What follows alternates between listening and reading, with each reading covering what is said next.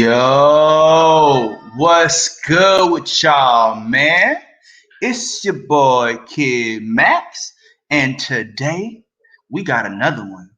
What's good with y'all, man? It's your boy Kid Max, and I'm here with a special video with you guys, bro. I've been actually trying to make this video all day. Had a lot of things going on, trying to get some of these videos and figure out this technology. As you guys know, I just started really posting my videos consistently like last 2 weeks or so. So I just want to say a first shout out to all my new subscribers, all the supporters who've been supporting me in this journey, and everybody who's been liking and sharing the videos and liking and making comments. I really appreciate you guys. And we're going to definitely need you guys to do that for this video. Hit the like button and all that, because this is an important video. And I'll also be making an important announcement tomorrow, so be on the lookout for that. But this is going to be an interesting stream, guys. Because what we're going to be doing today is we're going to be talking about the newest situation going on right now when it comes to NBA players.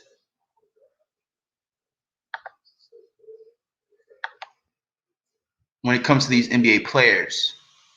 Jonathan, Jamie said.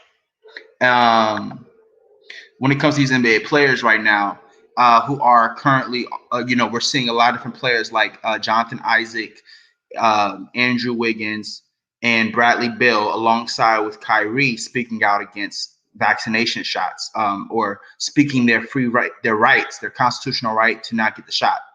And I think it's very interesting what's going on right now. As you guys know, 3 days ago, KYRIE was the first to make a public statement, short public statement in regards to him choosing to not be vaccinated. As we all know, as well, as I mentioned in those last videos, because you guys can check them out. I showed the Instagram live of Kyrie Irving doing his press media day at home, and then I also made a video talking about it in regards to my thoughts on his decision. As we all know, Kyrie Irving is also vice president of the Players Association / union. So Kyrie Irving stepping up and being the first is just a reflection of his leadership. And I think seeing these other players come out as early as we've seen, even though they were kind of pressured to make these statements, if you look at how the media is just kind of all over people right now in regards to just almost bullying people to get the vaccination shot, which is another conversation in itself. But to see these players come out so early before the season starts gives me a really, really good feeling. Okay, and I'm going to tell you guys why. Right, because the thing about it is, the earlier the better, right? Because see, if there's a unified front that's being made right now with the players behind the scenes, it's only going to make it better for the statement to get out there and not be misrepresented, because we don't want these players' messages to be misrepresented by the media trying to create their own narratives, right? Because of whatever agenda they have and whoever they're affiliated to, whoever they work for. Right. So what I feel like we're witnessing right now in live time, which is why I feel like it's so important to make this video for historic purposes. That's what my channel is for. It's for history versus and for fun. It's for historic purposes and for fun and creativity and things like that. So, we're not doing anything here for money, you know what I'm saying? But we definitely will, be accepting of all support. And of course, we don't turn down support, but we're not doing anything here for money. This is for a bigger purpose, as you guys will see down the line. But I just wanted to really make a video about this, because I feel like it's important to note right now. It's important to let people on the other side know that we're paying attention and that they're not going to be able to get over us like they kind of did last year in a sense. They're not going to be able to just put us in a box so quickly. Not this year. Because now people are aware. I think these NBA players are remembering their experience in the bubble last year.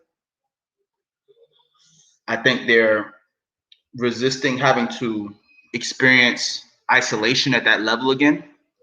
And I think also you just have players who have their own opinions. I mean, these players, like I mentioned in my other video in the past, I mentioned something that I basically mentioned the fact that these players, just like the players who choose to get vaccinated, have a responsibility to speak what they feel.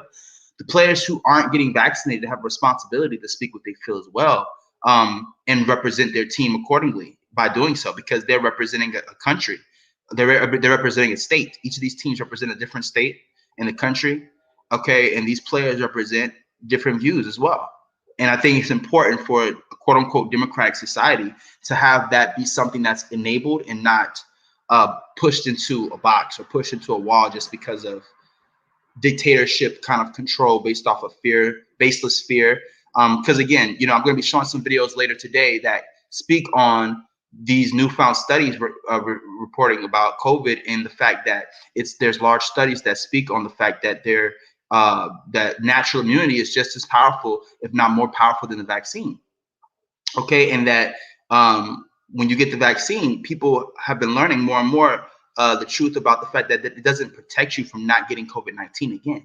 It just helps potentially stop symptoms from you having to go to the hospital, which is still something that's important, right? Like, I mean, medicine is important, research is important, all these things are important, but what is meant to be checked right now is this dictatorship energy and bullying of people who are speaking the truth as to why they don't trust getting the vaccine and why they don't feel like it's necessary for them, especially because they're not infected. But you have players, we're going to get to their videos in a minute, who like Bradley Beal and I believe Jonathan Isaac, who both had COVID-19. This is very important. This is why I'm making this video, because see, what I'm trying to show y'all right now is I'm realizing that I don't think this is actually random. Okay, they asked Andrew Wiggins in the interview. I'm going to get to his interview in a second, but they asked him in this interview if he was in touch with the Players Association, and he said yes. So that means these players are in touch with KYRIE. So that means the reason why I'm bringing this up is because as KYRIE is the leader, he's going to be receiving a lot of pressure. As you can see, the media is already, putting out retirement videos about KYRIE, saying that, he's putting the Nets in a hard position. All these players have talked to their organizations. They're probably receiving pressure to some degree, but they also have support to a degree as well. But see, it's a thin line that these players have to walk, because not only do they receive pressure, but the organizations receive pressure at a higher level, and that's a lot of money. And so there's a lot of political ways you have to make your stance in this world, because everybody's interests are conflicting. And a lot of times people who are more on the dictatorship side of things will find a way to try to use money to force you to do their will. As you can see, a lot of these players are being threatened theoretically to lose money and opportunity to play the game in some instances, depending on where they're playing and who they play for, because of their stance on the vaccine. And that's why their stance is so significant, because what's happening right now is, that's why I just want to make a statement. I don't believe this is random, guys. I don't believe this is random. I think these players are here.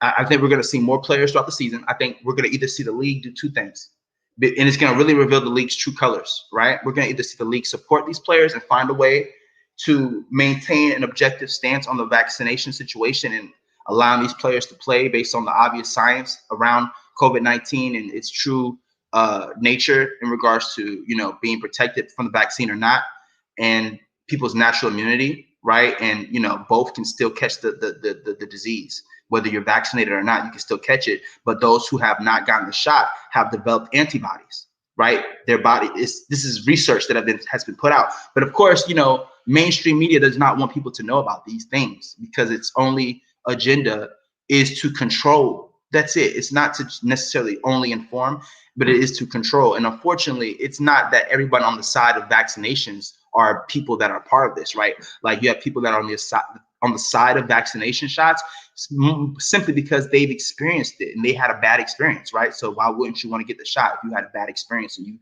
you don't know about the antibody potentiality within your body? You don't know about your body's natural ability to heal, or you don't have as strong of an immune system. There are a lot of different variables to people.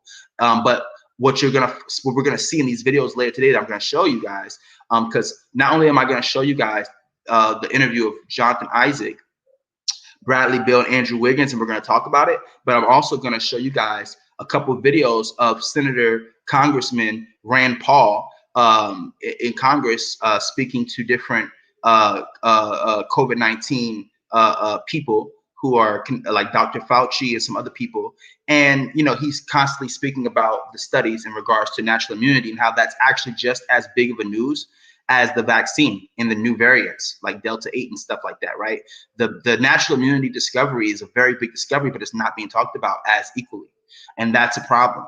if we're talking about a democratic society, right? When we're talking about information and they want to call people anti-vaxxers because of their beliefs, and this anti-vaxxer terminology is now being used to generalize people who have a stance on that, but it generalizes them in a way that demeans their intelligence and demeans their motivations, and basically it criminalizes them to make them seem as if they're insensitive to others who have lost their lives or who have lost family, right? That's pretty much the way the anti-vax energy is being put out there right now.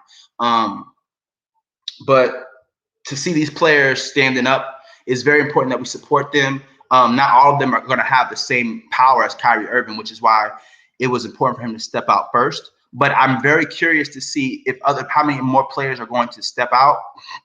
And I'm very curious to see how this plays out. What I was going to say before was the fact that I feel like the NBA has two choices. They're going to either choose to support these players objectively and find a way to make it work, or they're going to show their hand.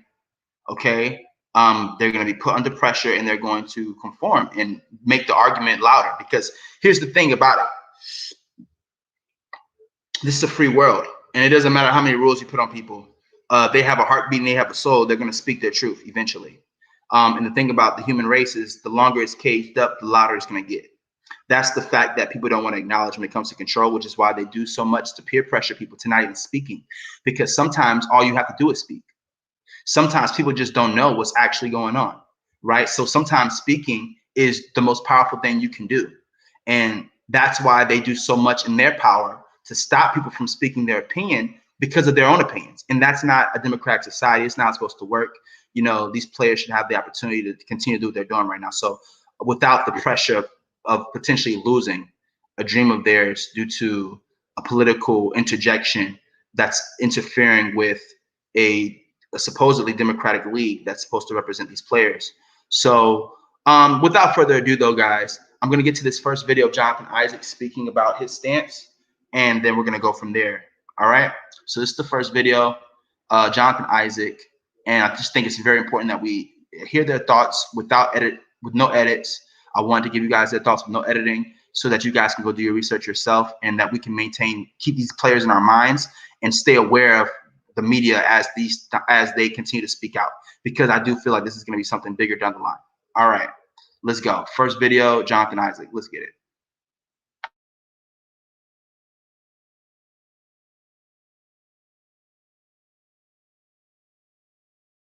WKMG. Wondering if you can comment on the Rolling Stone article and your comments that appeared on that about you not getting a vaccination, why you don't want to get a vaccination, and were you misquoted in that article?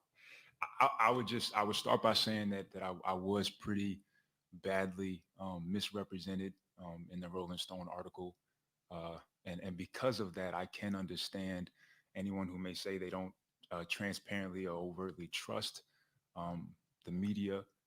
Uh, in a frustrated tweet yesterday, I had noted that true journalism was dying, and to that, I would say that I appreciate every single one of you, those that try their best to correctly share the thoughts, the ideas, and the heart of the people that they're asking questions of.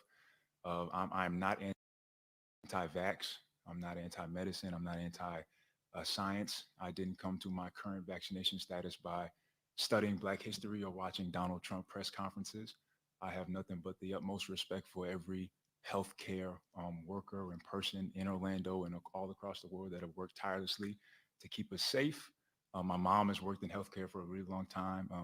I thank God, I'm grateful that I live in a society where vaccines are possible and we can protect ourselves and have the means to protect ourselves in the first place. But with that being said, it is my belief that the vaccine status of every person should be their own choice, and completely up to them without bullying, without being pressured, or without being forced into doing so.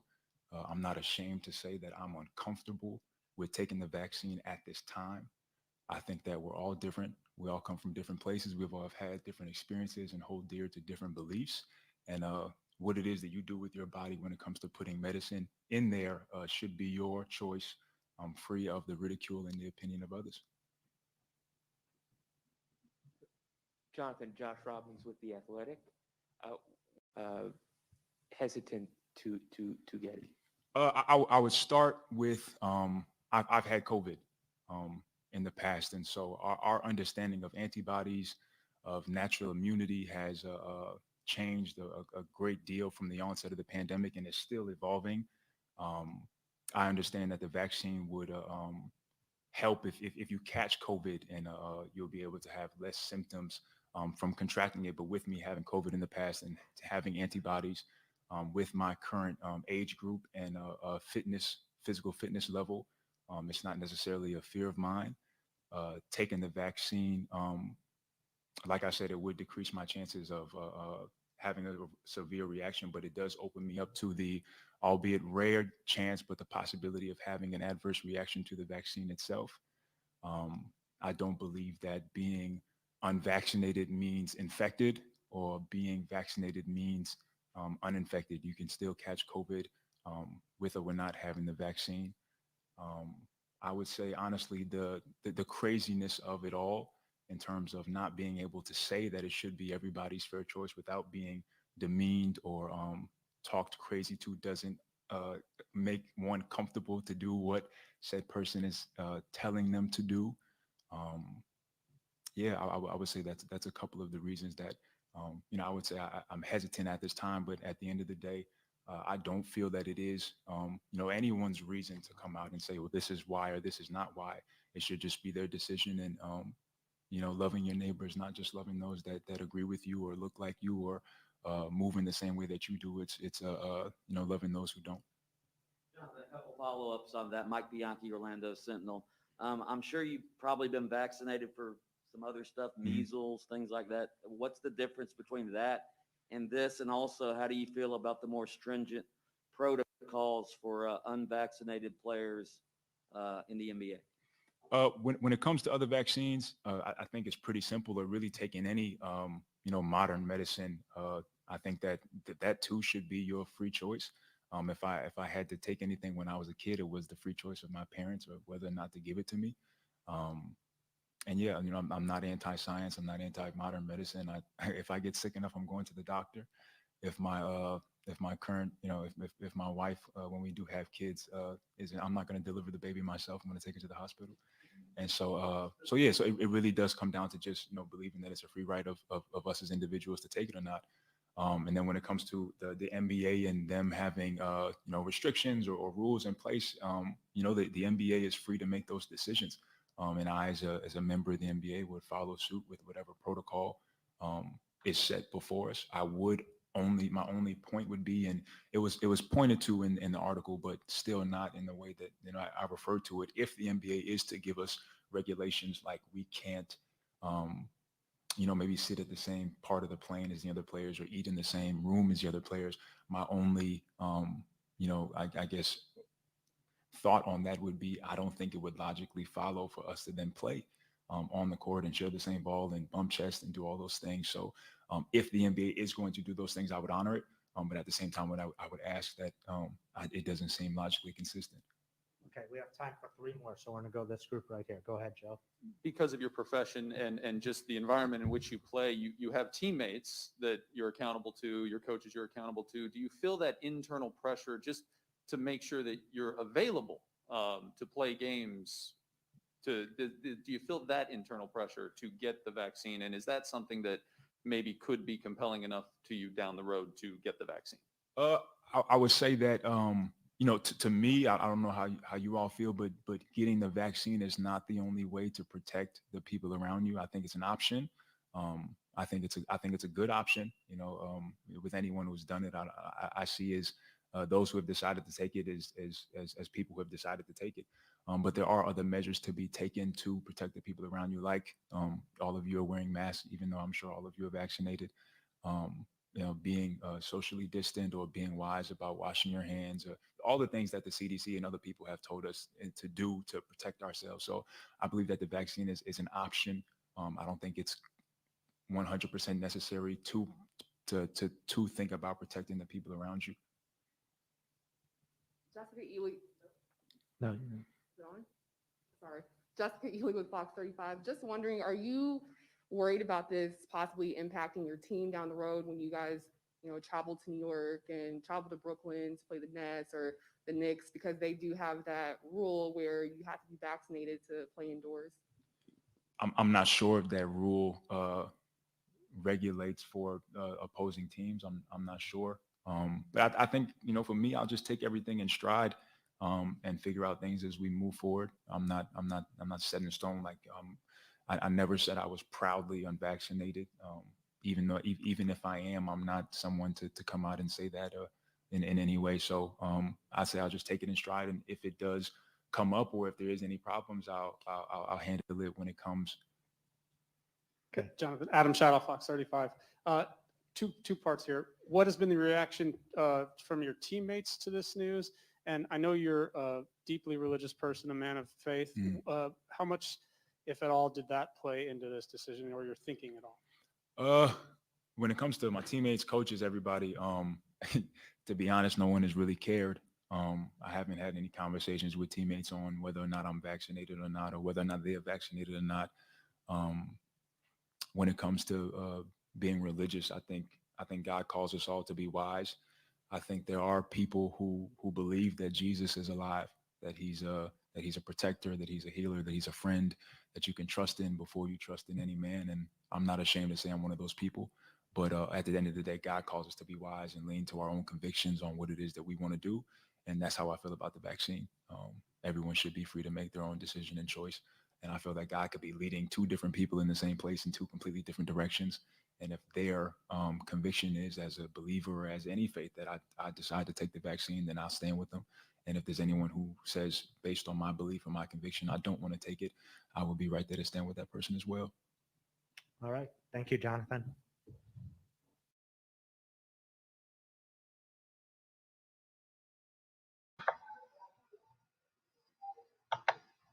All right, guys. So we just heard from Jonathan Isaac. Very well spoken young man. Very well spoken, and I think he did justice to his argument and to what a lot of us have been saying during this time. I feel that to see these players, I think it's really interesting what's happening right now. Because as I stated, I don't believe this is actually happening random, guys. I don't believe this is happening random. I believe that all this stuff that's going on right now, I believe is actually something that might be something that's been being organized for a while now by the players. Because if you notice, Kyrie Irving is the major star. That's Poole. Excuse me. He's the vice president, so it makes sense for him to speak out first.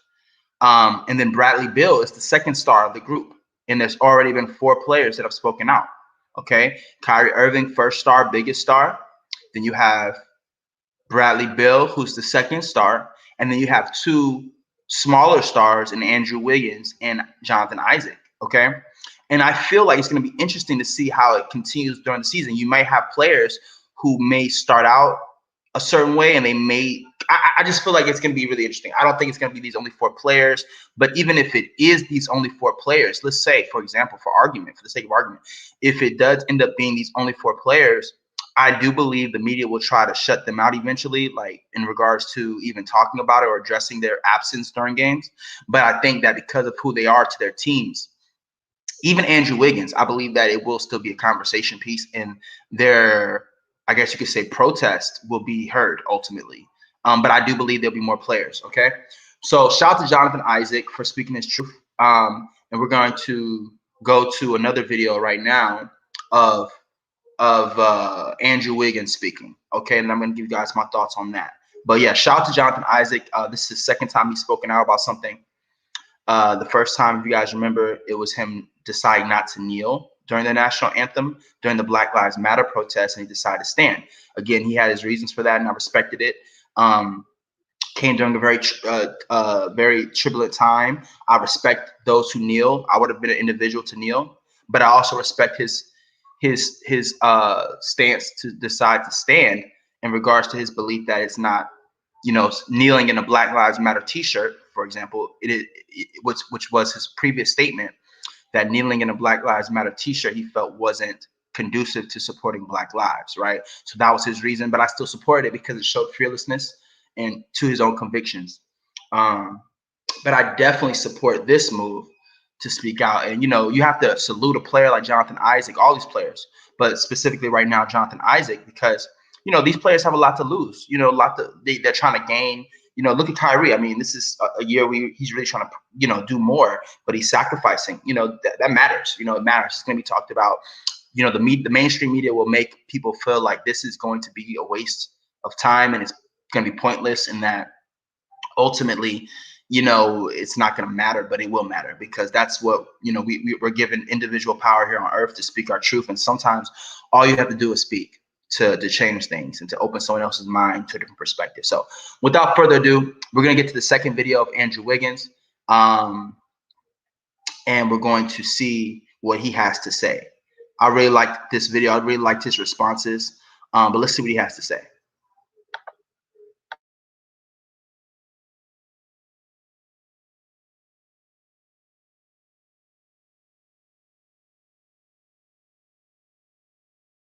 Andrew, Dieter Kurtenbach with the Bay Area News Group. Hi. Do you anticipate being able to fully participate with practices on October 13th with your vaccination status? I'm just going to keep all that private right now.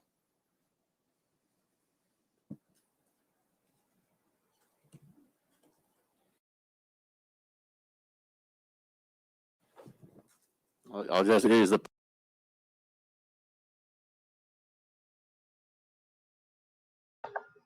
Also, I do want to make a statement. I do want to say something that I believe that one of the strategies for these players, based on their leadership, is going to be that after they make their first public statement about them not getting the vaccination, I believe their second statement will be that they want to keep their vaccination status private. And I believe it's to help tell the public about how to handle these situations due to peer pressure. Because Kyrie Irving was the first one to do that. He didn't even go into it as much as they went into it. He did kind of express his thoughts on kind of around why he didn't get it, but he pretty much went straight to keeping it private more than all these other players. However, I do believe that's going to be a strategy for players that speak out in the future after they make their first statement in regards to their or their non-vaccinated status.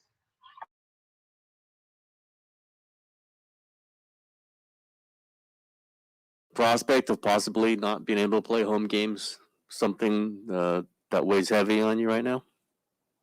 Again, anything that's to do with my status, vaccination, I'm just going to keep that private.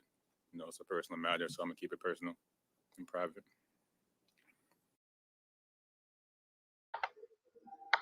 And really quick, guys, the reason why I believe these players are going to, after making their first statements about not being vaccinated, the reason why I believe they're going to start continuously saying that they want to keep their vaccination status private is to help curate the message to not be distorted by mass media. Because the more you say sometimes, the more they'll add to the story, right? So I think what these players are learning is a strategy to help curate their message through media so that their words, so that these reporters are held more accountable to their reporting. Because the more you say, the more they can kind of mish and mash words together and say that they're still reporting accurately because you did say it. You see? So that's why sometimes these reporters will ask the same question, but in a different way.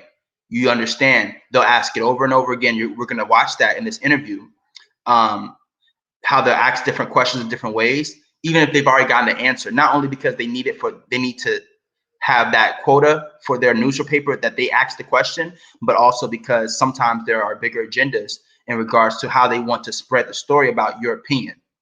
You see, they're not going to just take one statement. They're going to mix them all together and take their favorite pieces and make that your full statement. As you saw with the first video with Jonathan Isaac, he did an entire interview on Rolling Stone magazine about the situation, and he was still misquoted, right? They chose what they wanted to keep in there, and it enabled for misunderstanding to happen when it came to the message being spread. So I think these players are going to all be starting to say that they're going to keep their vaccination stats private to not only educate the mass people of how to handle these situations going forward, but also to help their message and their statements be more curated and enable them to not be misrepresented by the media. What's going on, my brother? What's going on, Flight Sports? Shout out to you, big dog. I appreciate you being on here, bro. I hope you can stay on here with us. Just talking about players right now who are choosing to not be vaccinated and their free rights to stand up and what they're doing. And I think it's very important. We're watching the Andrew Wiggins one right now. So shout out to Flight Sports TV. Always been a supporter of the channel. Make sure you guys subscribe to his channel. Make sure you guys check him out. Make sure you guys go and watch his video. Very, very intelligent brother. Very, very inspiring guy. And very, very powerful content creator. So make sure you guys support him. He's been, supporting me since day one, and we're gonna keep growing together for sure. I'm gonna share it. Yeah, definitely. This is one of those videos that if any video you share, bro, share this one and share the KYRIE video. You know what I'm saying? This is very important because when you rewatch this and you hear what I was talking about earlier, I feel like this is all happening intentionally. And I think that Kyrie Irving was the first to do it. And I think these players it's all organized what's going on right now. And I think these players are going to slowly but surely more come out and express their feelings. So let's get to Andrew Wiggins and what he has to say. Let's get back to Andrew.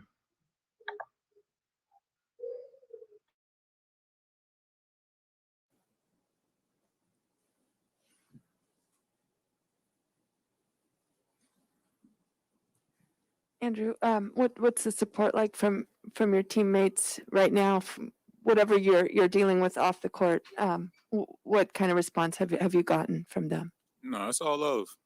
It's all love and support. No negative energy.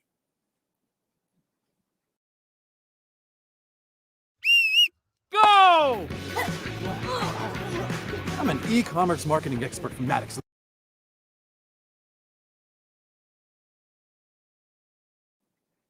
Andrew, are those kind of conversations a comfortable thing to talk about in the locker room or after a workout, that kind of thing?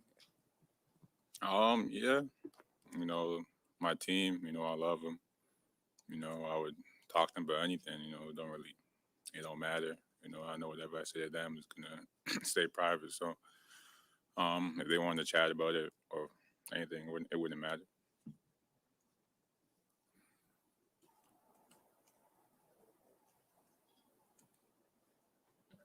You expect to be able to practice tomorrow, no issues in this first week or two, right?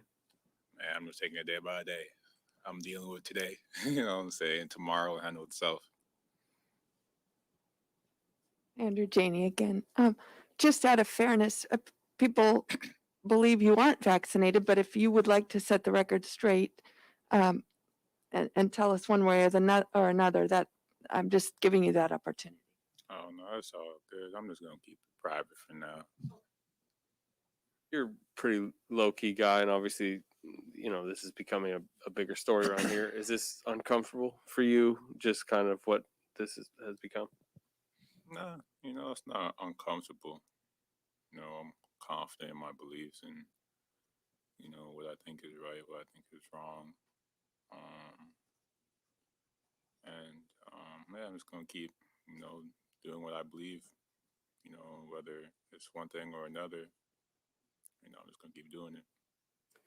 Andrew, is there a dialogue in the locker room with your teammates? Are you explaining your decision or your choice with the vaccine, or are they trying to convince you otherwise? I'm gonna keep that private. I'm not really gonna put, even if they did or they didn't, I'm not really gonna put it out there like that. It's my team, so I'm gonna keep it private.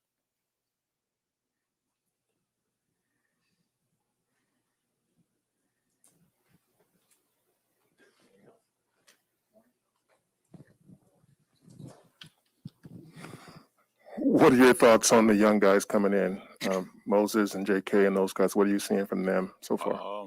Man, they can play. They're good young guys. I came in maybe about 2 weeks ago, and I was practicing.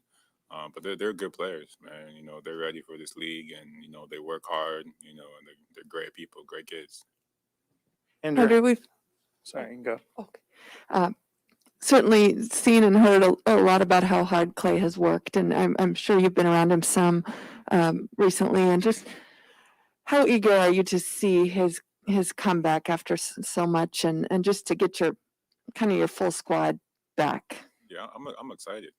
I'm excited. I know how hard he's worked to get back to the point that he's at now, and the comeback story is going to be even better. It's going to be great. So I'm excited for that. I'm excited to have the full team back together.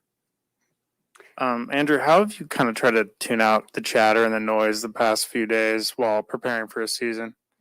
I just focus on myself, man. Focus on myself, focus on the team, and basketball. I've always been good at blocking out the outside noise. I got good family, good friends, and people that keep me level-headed and focused. So that's what I do. Do you know what you want to do at this point? Have you made a decision, or are you still figuring it out? I'm just keeping it all private right now. Just taking it day by day. Andrew, have you been told that you have to wear a mask around your teammates? We've all been told we have to wear a mask while we're in here. I've been told of some, rules and stuff like that. So.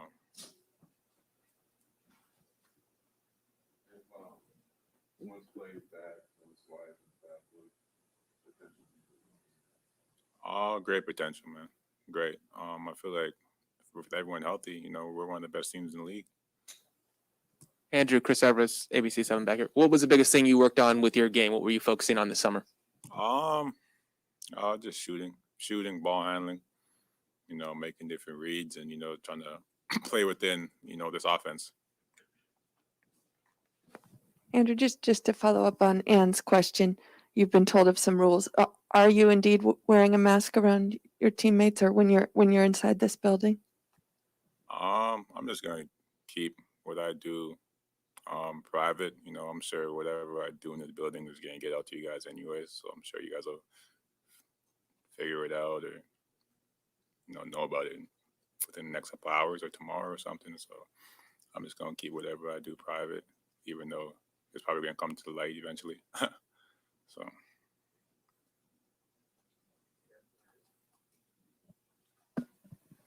Carl Anthony Towns has been really outspoken about the way COVID has impacted his family. Is Kat a guy that you keep in touch with? Yeah, I talk to Kat every now and then. We're so cool.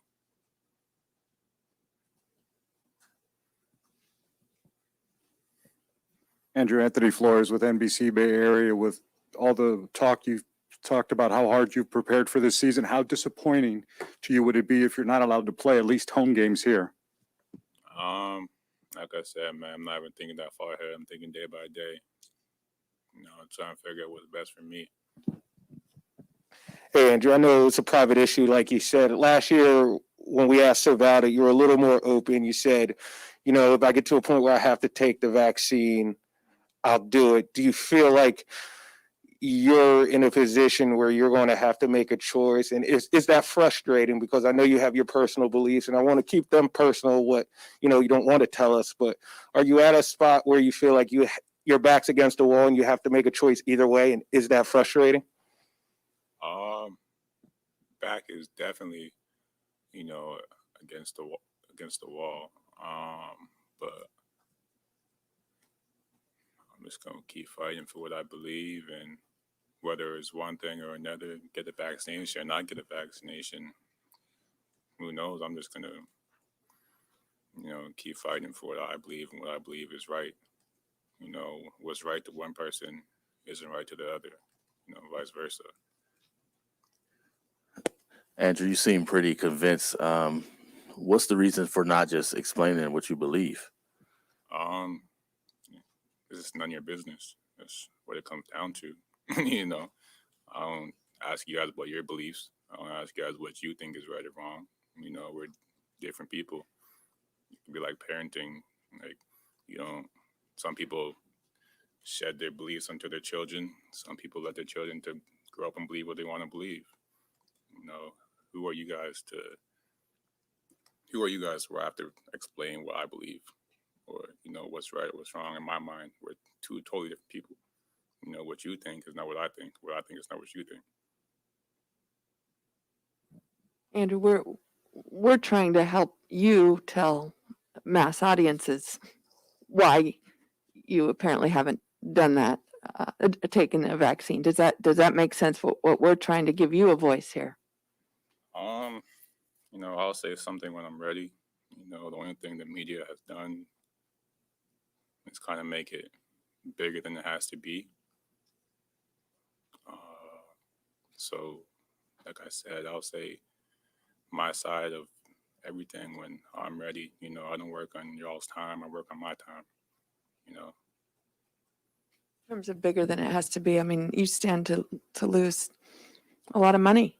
You know, and it's my problem, not yours. Okay.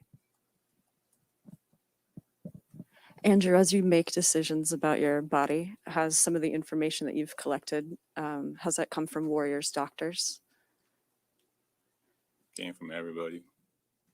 You know, everybody got something to say.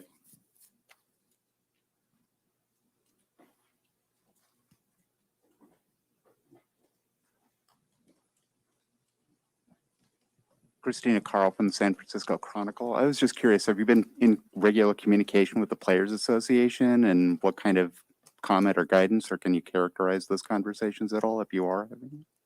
I have, but I'm gonna keep all the other stuff private.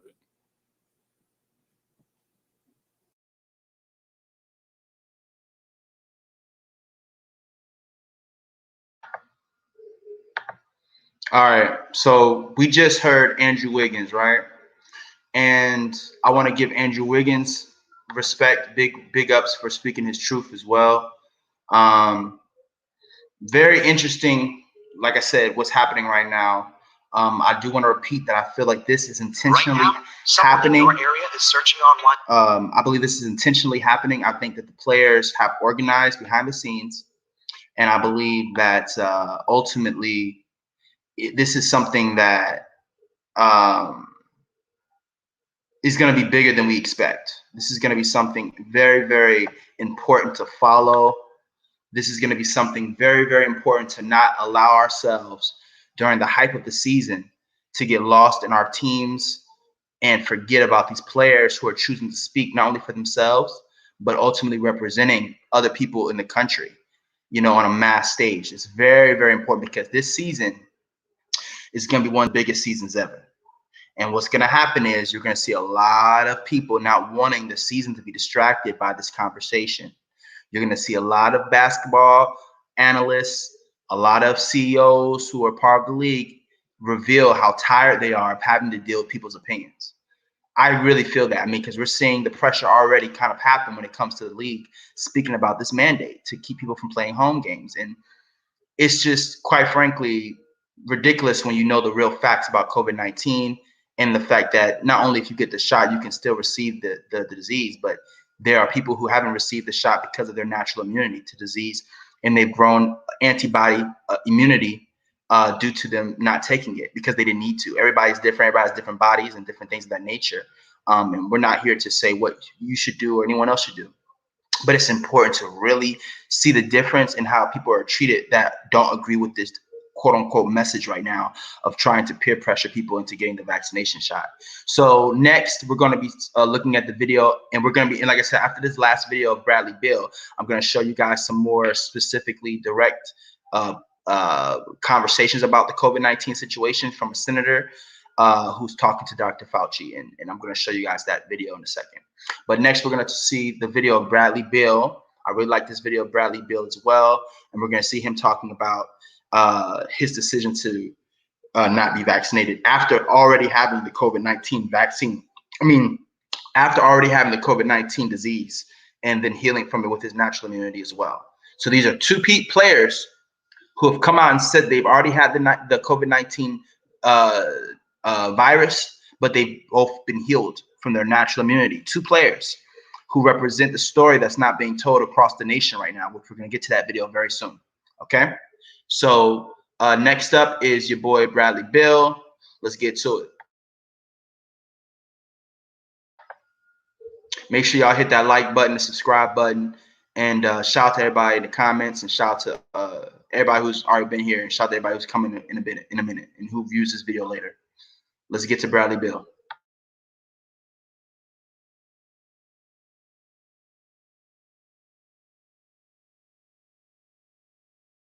This position, you know, I'm a young old head, like, if that makes sense. You know, this is year 10 for me, so I'm definitely excited about the experience I have and the knowledge that I can just pass down and instill the guys. And we have guys who've won rings on our team now too, so we put all that together. It's not just me just running the ship. You know, we have a lot of guys who are vocal leaders who, who have won too. So I respect that part of it and everybody's ability to contribute to our team. So I'm looking forward to the shoes I have to fill. They're definitely big ones, but I think I've prepared myself for the last 10 years for this for sure.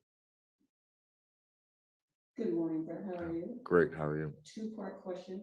With you being the leader of this team and whatever the NBA mandates and guidelines are going to come back, do you feel any pressure to be vaccinated, to be available for your team? And the second part, is there any scenario in your mind in which you do plan on maybe getting vaccinated? One, I don't feel pressure. I don't think you can pressure anybody to making a decision about their body or what they put into their body.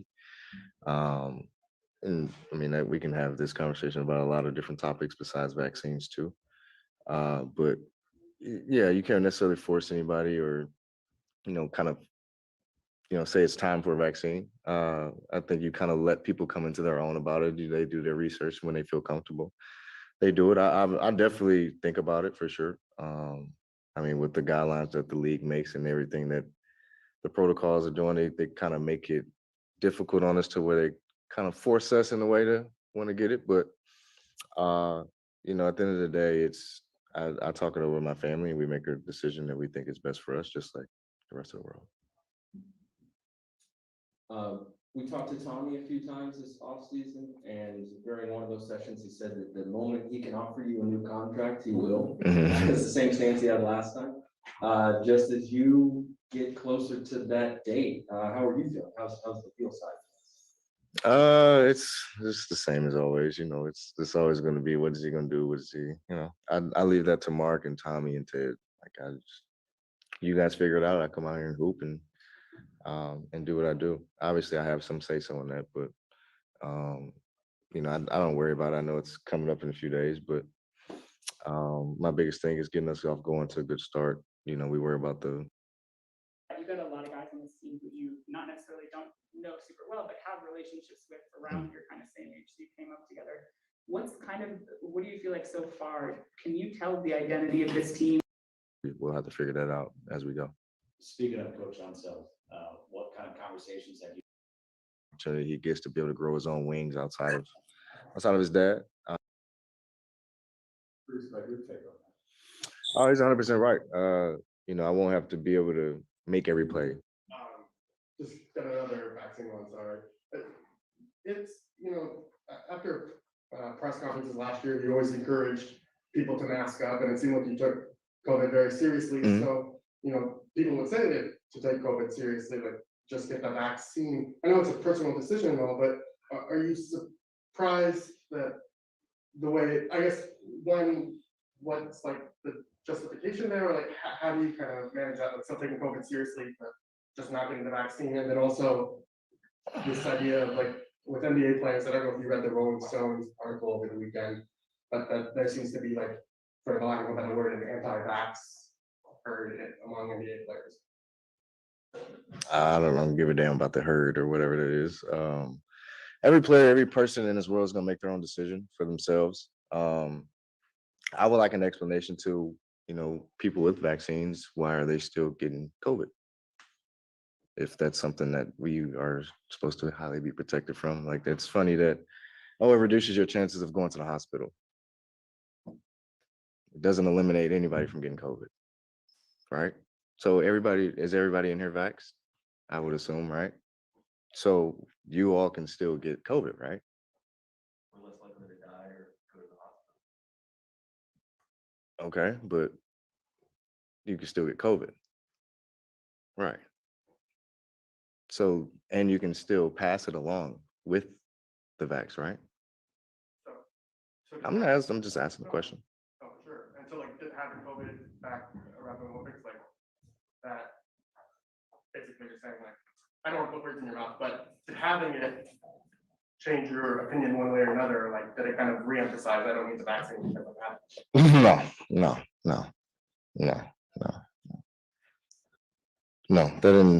that wasn't the case. I mean, yeah, I had it, but that doesn't mean I can't get it again, I mean, it's no different than somebody with a vaccine. Like yes, I developed the antibodies for it, so my chances will be less likely now as well, right? But it's still a possibility I may get it. Just like there are players and coaches and staff who are vaxxed and missing camp right now because of it. So. We'll take some questions from Zoom. Neil? Hey, Brad, good to see you. Pop and Draymond and people were calling you after they won the gold medal.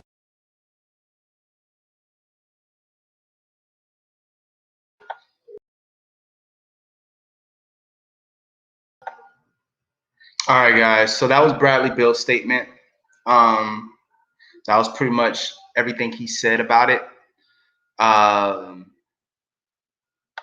Yeah, and I really respect what Bradley Beal had to say. I respect his stance. I respect his decision, and I respect his bravery. I feel as though, again, like I said, I just want to show this stuff because I think it's important to prioritize this conversation now so that it doesn't get lost in the shuffle down the road when the season starts. Because I'm gonna be personally, because see, it's interesting to kind of take this back to basketball and to make it a little bit light again. I'm very curious to see how the matchup's gonna be between Kyrie and Lonzo this year, because I feel like both of them have something very, very heavy to fight for. Lonzo has his entire career to fight for right now, and Kyrie is fighting for his respect, really, as a person of power in this league. And he's fighting for people. He's fighting for his beliefs as well. And him playing well this season is going to be important when he does get the chance to play. I'm hoping that the players speaking out and the conversations that are happening right now is going to make it to where the league doesn't do this mandate. I think it's just going to be really stupid of them. I think they're going to lose a lot of money over time. But it's just going to be interesting to see. All right. So, those were the interviews from the players, guys. And now what I want to show you guys is, again, a video with Senator Rand Paul and talking to Secretary Becerra over these new mandates that have been put out in regards to vaccinations. And because what a lot of people are fearful of is these mandates are going to lead to things like vaccination passports and just different inconveniences to force people to do this, which is just revealing itself to be more and more of a dictatorship mentality than it is showing itself to be something that's done for people's safety, quite frankly. That's just my opinion. I'll be digging into stuff like this more deeply in when I start my podcast. Like I said before, I'm going to have a channel update tomorrow where I'm going to be talking about these things. So be on the lookout for that. Okay. I'm going to be starting 3 podcasts on this channel.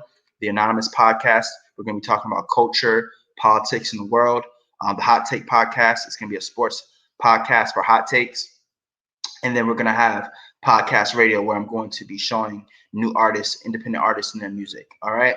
So those are I'm going to be talking more about those things and these things coming up soon. I'm going to talk about that tomorrow on the channel update. But for now, let's get to this next video, which is I'm going to make light comments on this because this is a good video to show both sides of the argument to a degree. But ultimately, I just think it's good for people to be aware of this information that hasn't been publicized, which is the primary information that we haven't been seeing trending ever at all recently is the new information that's come out that people with natural immunity have a high immunity towards COVID-19.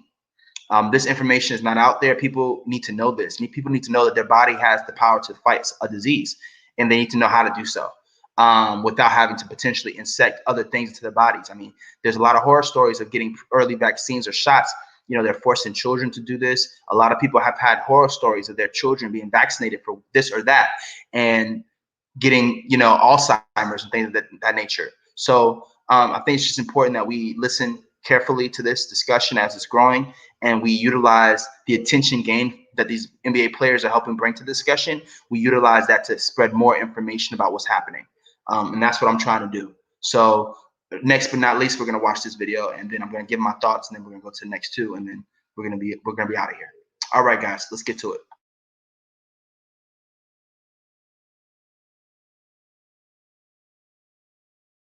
At 2.5 million patients and found that the vaccinated group was actually 7 times more likely to get infected with COVID than the people who had gotten COVID naturally? Senator, I'd have to get back to you on that one. I'm not familiar with that study. Well, you think you might want to be if you're going to travel the country insulting the millions of Americans, including NBA star Jonathan Isaac, who have had COVID, recovered, look at a study with 2.5 million people and say, well, you know what? It looks like my immunity is as good as a vaccine or not. And in a free country, maybe I ought to be able to make that decision. Instead, you've chosen to travel the country calling people like Jonathan Isaac and others, myself included, flat earthers. We find that very insulting, goes against the science. Are you a doctor or a medical doctor? I've worked over 30 years on health So policy. you're not a medical doctor. Do you have a science degree? And yet you travel the country calling people flat earthers who have had COVID, looked at studies of millions of people, and made their own personal decision that their immunity they naturally acquired is sufficient. But you presume somehow to tell over 100 million Americans who have survived COVID that we have no right to determine our own medical care. You alone are on high, and you've made these decisions, a lawyer with no scientific background, no medical degree. This is an arrogance coupled with an authoritarianism that is unseemly and un-American. You, sir, are the one ignoring the science. The vast preponderance of scientific studies, dozens and dozens, show robust, long-lasting immunity after COVID infection. Even the CDC does not recommend measles vaccine if you have measles immunity. The same was true for smallpox. But you ignore history and science to shame the flat earthers, as you call them. You should be ashamed of yourself and apologize to the American people for being dishonest about naturally acquired immunity. You want more people to choose vaccination? So do I.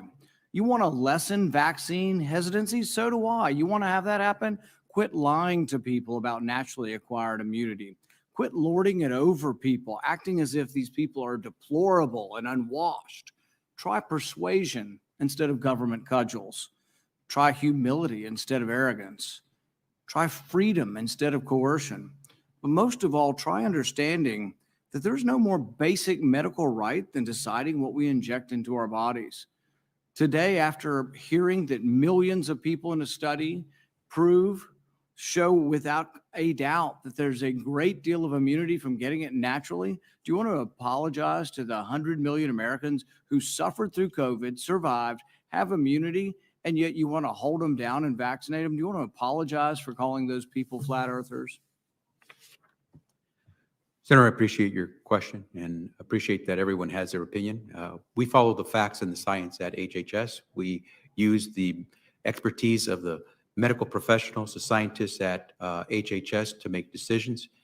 It's a team effort, and we rely on what is on the ground showing us results. Except for the dozens and dozens of studies. In fact, most, if not all of the studies show robust immunity from getting the disease naturally. The CDC says if you've had measles and have immunity, you don't have to be vaccinated. The same was true of smallpox. You're selectively doing this because you want us to submit to your will. You have no scientific background, no scientific degrees, and yet you aren't really concerned about 100 million Americans who had the disease. You just want to tell us, do as you're told. That's what you're telling us. You want to mandate this on all of us. You're going to tell us if I have 100 employees, you're going to put me out of business with a $700,000 fine if I don't obey what you think is a science. Don't you understand that it's presumptuous for you to be in charge of all the science? Have you ever heard of a second opinion? I can't go to my doctor and ask my doctor's opinion. I mean, this is incredibly arrogant, combined with this authoritarian nature that you think, well, we'll just tell all of America to do what I say and they better, or we'll fine them or put them in jail or not let them go to school or not let them travel. The science is against you on this. The science is clear. Naturally acquired immunity is as good as a vaccine. The Israel study actually showing it better. This isn't an argument against the vaccine, but it's an argument for letting people make a decision who already have immunity. You're not willing to consider natural immunity? Senator, our team has reviewed every study that's out there on COVID, whether it's from Israel, from the US, or wherever else. They have used the facts that have been provided through the rigorous research that's been done. to reach a conclusion. 660,000 Americans and more have died because of COVID. We're trying to do everything we can to save as many as possible. We're using the facts, we're following the science and following the law. Nobody's arguing the severity of this, but you are completely ignoring the science on natural immunity. So's Fauci, so's the whole group. You're just ignoring it because you want submission. You want everybody just to submit to your will, do as you're told, despite the evidence, the large body of scientific evidence that says naturally acquired immunity does work is an important part of how we're all going to recover from this. So's the vaccine. But when you add them together, we're at a much different place than if you ignore them. 100 million Americans, by conservative CDC estimates, have had the disease. 200 million or more now have been vaccinated. It's a good thing. Combined together, it's how the disease is. Nobody wants to get the disease. We're not advising anybody to get the disease. But if you're unlucky enough to get it, think of the nurses and doctors and orderlies who all bravely took care of COVID patients. There was no vaccine for a year and a half. They took care of people, risked their lives. They got it, survived. And now people like you are arrogant enough to say, you can no longer work in the hospital because you've already had the disease. We're going to force you to take a vaccine that the science does not prove is better than naturally acquired. That's an arrogance that should be chastened. Thank you. All right, folks. Thank you so much for.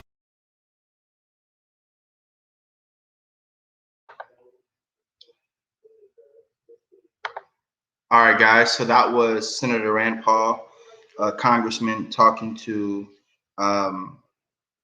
one of the leaders for the vaccine studies, who apparently doesn't have the credentials needed to even say some of the things that he's been saying. But you know, this video, you know, me showing these videos aren't to give my opinions necessarily politically. More so just to give the information to you guys to see the full conversation. Okay, so I'm going to show another video.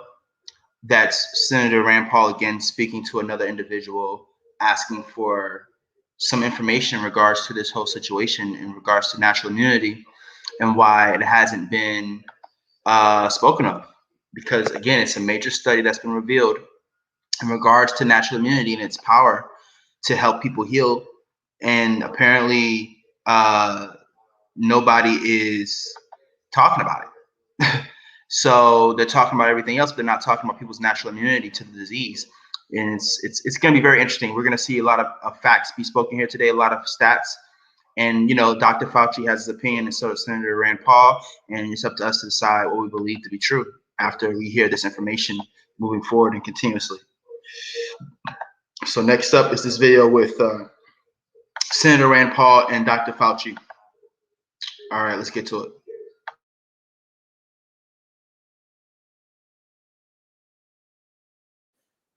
Dr. Fauci, we don't know whether the pandemic started in a lab in Wuhan or evolved naturally, but we should want to know. 3 million people have died from this pandemic, and that should cause us to explore all possibilities. Instead, government authorities, self-interested in continuing gain-of-function research, say there's nothing to see here.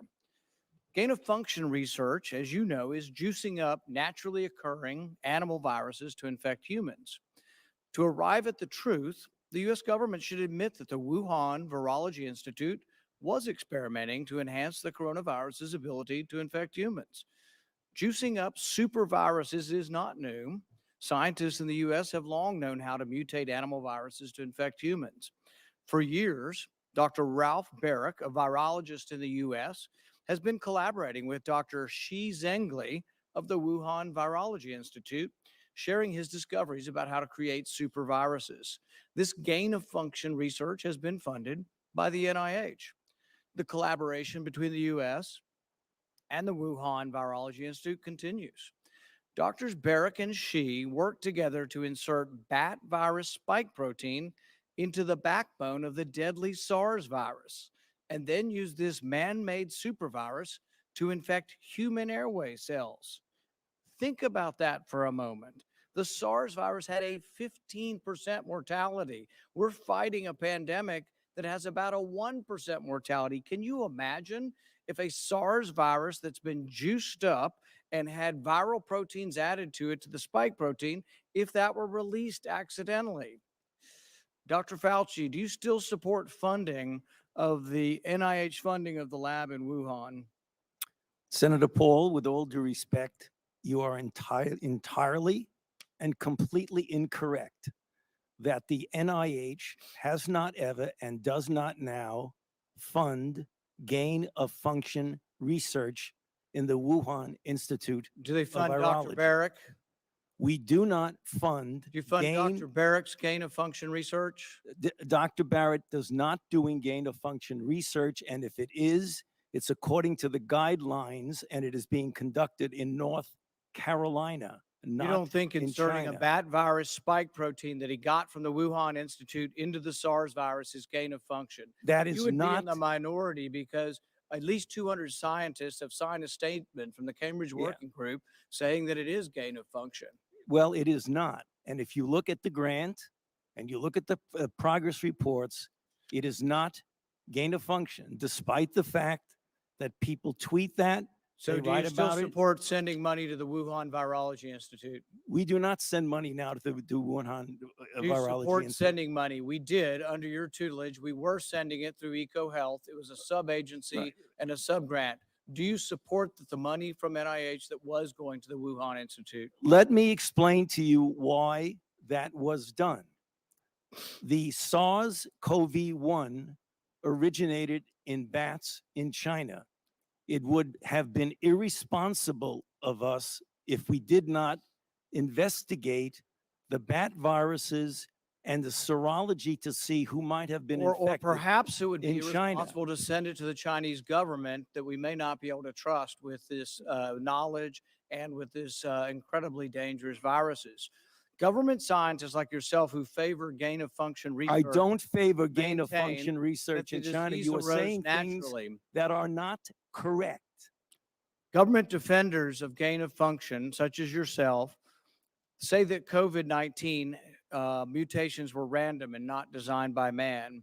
But interestingly, the technique that Dr. Barrick developed forces mutations by serial passage through cell culture that the mutations appear to be natural. In fact, Dr. Barrick named the technique the no-see-em technique because the mutations appear naturally. Nicholas Baker of the New York Magazine said nobody would know if the virus had been fabricated in a laboratory or grown in nature. Government authorities in the U.S., including yourself, unequivocally deny that COVID-19 could have escaped a lab. But even Dr. Shi in Wuhan wasn't so sure. According to Nicholas Baker, Dr. Shi wondered, could this new virus have come from her own laboratory? She checked her records frantically and found no matches. That really took a load off my mind, she said. I had not slept for days. The director of the gain of function research in Wuhan couldn't sleep because she was terrified that it might be in her lab. Dr. Barrick, an advocate of gain of function research, admits the main problem that the Institute of Virology has is the outbreak occurred in close proximity. What are the odds? Barrick responded, could you rule out a laboratory escape? The answer in this case is probably not. Will you, in front of this group, categorically say that the COVID-19 could not have occurred through serial passage in a laboratory? I do not have any accounting of what the Chinese may have done, and I'm fully in favor of any further investigation of what went on in China. However, I will repeat again, the NIH and NIAID categorically has not funded gain of function research to be conducted in the Wuhan Institute of But you do Virology. support it in the U.S. We have 11 labs doing it, and you have allowed it here. We have a committee to do it, but the committee has granted every exemption. You're fooling with Mother Nature here. You're allowing super viruses to be created with a 15% mortality. It's very dangerous. I think it was a huge mistake to share this with China, and it's a huge mistake to allow this to continue in the United States. And we should be very careful to investigate where this virus came from. I fully agree that you should investigate where the virus came from. But again, we have not funded gain of function research on this virus in the Wuhan Institute of Virology, no matter You're how many parsing times words. You're you parsing say words. it, There it was didn't happen. research. There was research done with Dr. Shi and Dr. Barrick. They have collaborated on gain of function research where they enhanced the SARS virus to infect human airway cells, and they did it by merging a new spike protein on it. That is gain of function. That was joint research between the Wuhan Institute and Dr. Barrick, you can't deny it. Senator Paul, your time has expired. Dr. Fauci, I will let you respond to that when we need to move on. Excuse me? I will allow you to respond to that, and then we'll move on. Yeah, I mean, I just wanted to say, I don't know how many times I can say it, Madam Chair. We did not fund gain of function research to be conducted in the Wuhan Institute of Virology.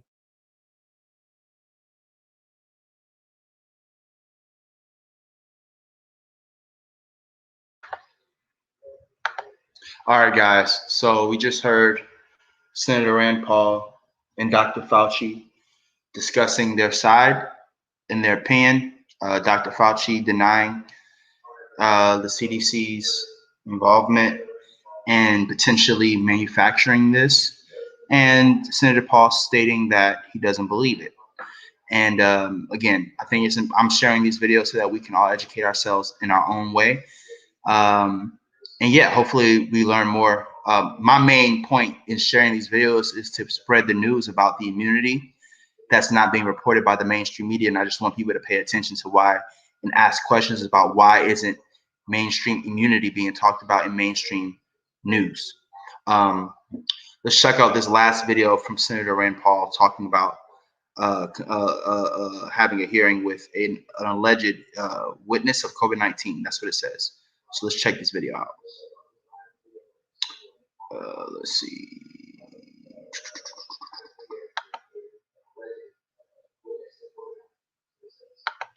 All right, here we go. All right, guys, this is one of the last videos we're gonna watch tonight, and hope you guys learned something like I did. Dr. Bailey, I agree with you that misinformation is leading to vaccine hesitancy, and I think probably the largest area of misinformation is actually coming from the government regarding natural immunity. There's actually dozens and dozens of peer-reviewed articles on natural immunity. The natural immunity is robust. A study from Washington University School of Medicine just recently says mild infection with SARS-CoV-2 induces a robust antigen-specific long-lived humoral immune memory in humans. Cleveland Clinic study, 50,000 employees, showed that those who had had the disease previously had the same, if not better, immunity than those who'd been vaccinated. If we deny this and we say, stick your head in the sand, everybody be vaccinated, don't worry your pretty little head about whether you've had it or not, we don't do any testing, we have lots of ways of testing for immunity, guess what? The people are going to have hesitancy because they think you're not telling them the truth, which is true. That isn't the truth. We do know that you get robust immunity from this. We also know that even taking conservative estimates from the CDC, that about 100 million people have had this. How do we know that? 34 million people have tested positive, but even the most conservative antibody surveys show that at least 2 people for every 1 that got it also had it. That's 100 million people. And so if we discount that, we say, oh, we're never getting to herd immunity. You have all these articles saying, we'll never make it, we'll never make it. We don't have enough people vaccinated, but then we say, oh, we got to go harder. Now we're going to go for the 10-year-old, then the 5-year-old, then we're going to go for the 2-year-old, and then we're going to say, oh, you can't leave the hospital until you're vaccinated. People are going to be hesitant because they don't believe you, and they don't believe that the risk of the disease in children anywhere equates to adults. Over 65, it's at least 1,000 times more dangerous. The death rate under 25, about 1 in a million. If you combine natural immunity with vaccine immunity, Dr. KYRIE of Johns Hopkins estimates that 80 to 85% of adults have immunity, and that we have reached herd immunity. Yet the government insists on discounting or really not counting at all the millions of individuals who have acquired natural immunity. This scientific error causes the government to believe that we haven't gotten there, that we have to go harder and harder and harder. There are reports of myocarditis. It isn't decided yet. We're in the means of talking about this, and if we just say blithely, go take your vaccine, don't think about this, that's not good medicine. We should think about it. I don't know what the risk is. It may turn out that it's 1 in 10 million, and then by all means, I'd say go. If you're over 65, I say without question, the vaccine is way safer than the disease. But I can't say that with surety for a 10-year-old. I really can't say that. I also can't say that we haven't reached herd immunity and that we're pushing so hard on the kids that we might do damage to children with this. It's an unknown question. The science is not completely done on children. They're discussing it this week. How frequent is myocarditis? We don't know that. If it's 1 in 100,000 and the chance of myocarditis in the normal population is 1 in a million, I would probably say you ought to think twice about it. But another way to do it is we could test the children. We could test the adults. If they have antibodies, let them make a choice. Let them make an intelligent choice. Some people will still choose to be vaccinated, but we are so adamant, get the vaccine, don't think about it, that leads to hesitancy because people don't think we're following the science, or that people who give that advice are following the science. So my question is, shouldn't previous infection be considered in the effort to push vaccination on our children? Yes, I think previous infection should be considered. I also think that we need to understand that a previous infection is not as robust in protecting against new variants as the vaccine. We actually don't know that. We actually don't know that. All of the testing on natural immunity and vaccinated has shown that we have great immunity, both with the vaccine and with natural immunity. The Delta variant that everybody's talking about, the vaccine is very good for it. So you see hysteria on TV. We're still driving this debate about the hysteria of the Delta variant. If you get vaccinated, there's a 96% chance you won't be hospitalized. The numbers are very similar for natural immunity too. This what if has been played, but it's just not true, and we're scaring people needlessly. We should study it honestly in a rational fashion and give people advice, but we shouldn't be pushing people, don't think about it, just take a vaccine. Dr. Bailey, failure to acknowledge natural immunity has led to the policy of indiscriminate vaccination. So when we do this, we divert the vaccine from those who truly need it. In India, getting to herd immunity may take a couple of years. 6,000 people were dying a day recently. And they're taking the advice of the government experts in our country that they should vaccinate everybody indiscriminately. In doing so, tens of thousands, if not millions of Indians will die, because you're going to have millions of people who have already had it. If you could get the vaccine to those who need it more, you will save lives. It's the same way with diverting it to those over 65. In my community, in this country, we're giving it to young, healthy 28-year-old volunteer firemen. That makes no sense at all.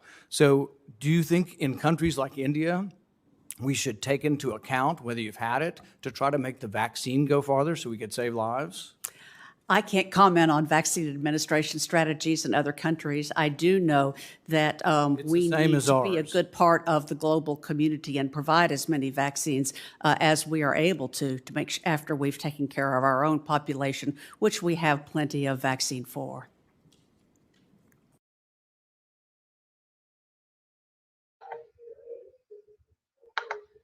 All right, guys. So that was the last video. I'm gonna have the sources in the links below of the video once this is over. But that was the last video, guys. And again, I'm not here to say what anyone should do or shouldn't do. This is a big issue, but what I'm doing this for is to spread the news about natural immunity and how nobody is talking about it. Nobody's talking about natural immunity right now. And I think it's just very important to talk about.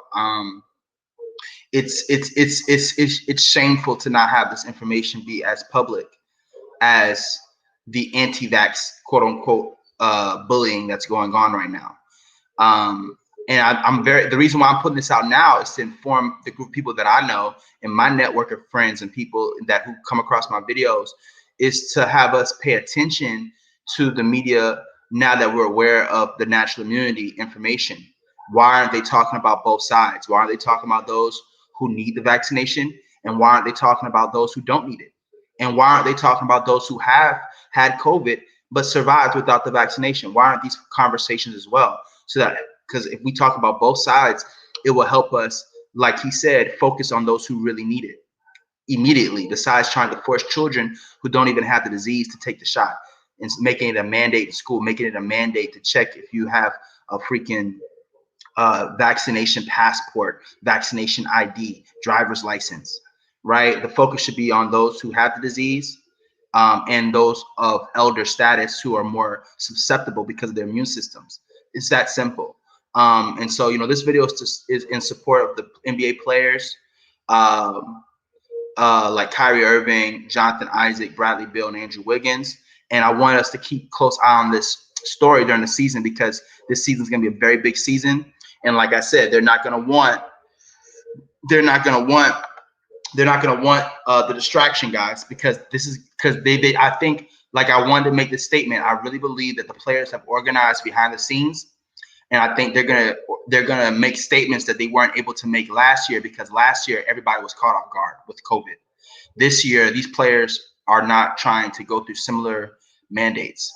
Those who believe that. So it's going to be very interesting to follow the story moving forward, not only in the NBA, but in the world globally. And I just think that it's important for us to continue to,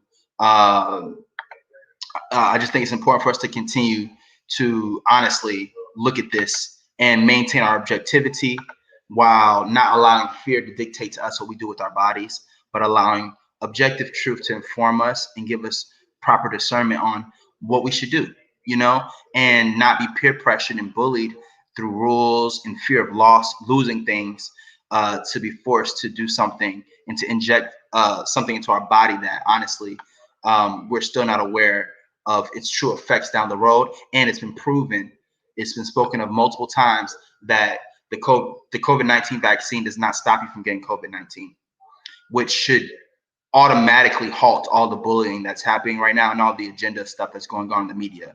And it should make it a little bit more suspicious as to why we're not hearing more about natural immunity in the media, quite frankly. Shout out to Kid Max for saying these NBA players are going to have to boycott. Yeah, they already started.